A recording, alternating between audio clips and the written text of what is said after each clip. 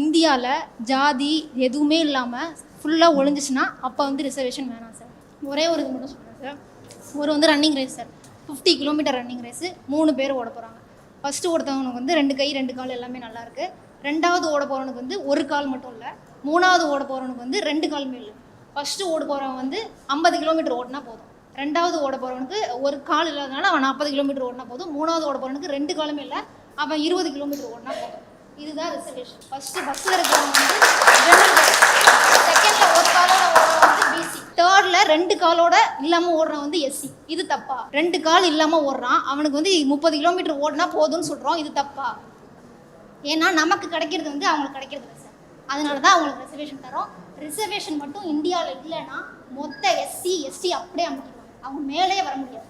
President Draupadi Murmu எப்படி இங்கே பிரசிடென்ட்டாக இருக்காங்கன்னா எதை வச்சாங்க?